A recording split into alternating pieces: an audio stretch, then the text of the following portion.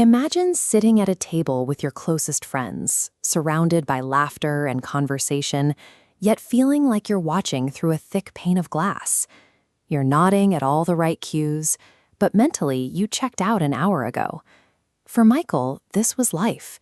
He was the person everyone called first, the dependable friend who answered every text, remembered every birthday, and stayed late to help colleagues without being asked.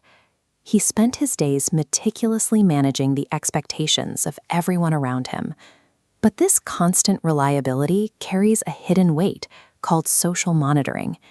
It's the continuous mental effort required to read subtle changes in a room, filter your thoughts before speaking, and prioritize other people's comfort over your own. This diagram shows the cost of that monitoring. Even without physical labor, the brain's battery drains as these social demands stack up. For highly conscientious people, this invisible workload is so heavy that by 5 p.m., they are often cognitively bankrupt. We usually expect burnout to look like a dramatic public collapse. In reality, it is often much quieter. The mind doesn't break. It simply begins searching for the nearest exit. Michael's exit happened in small stages. He started delaying his text replies by hours, then days. He cleared his weekends of parties and began taking the long, solitary route home through the city's botanical gardens. When a dependable person suddenly goes silent, it's easy to assume they've become arrogant or cold. But for a mind reaching its limit, this withdrawal is a biological necessity. It's the only way to stop performing and preserve what energy remains. Michael began spending his evenings sitting on a bench in the botanical garden, eventually forming a quiet bond with an elderly groundskeeper who had spent 40 years watching things grow. At first, the silence felt wrong. Michael felt guilty for doing nothing while his phone buzzed in his pocket. However, research suggests that this period of nothingness is when the brain is actually working the hardest to repair itself. This diagram maps a brain under constant social pressure.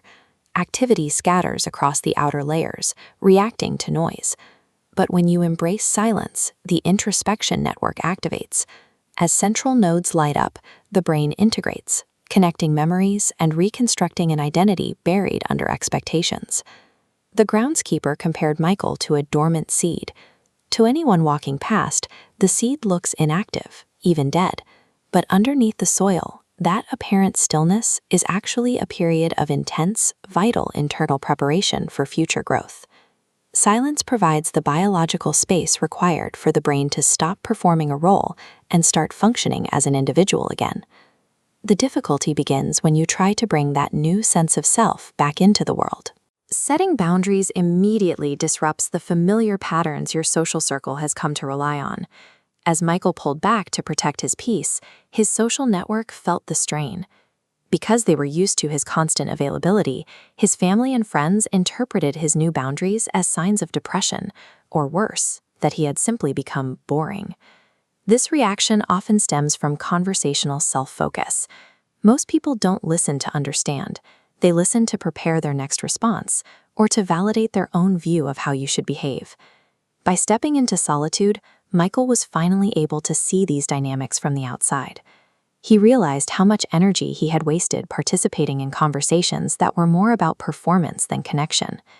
The groundskeeper observed that as a tree grows taller, its old branches sometimes stop fitting. They have to either bend to accommodate the new growth, or under the increasing pressure, they eventually snap and break away entirely.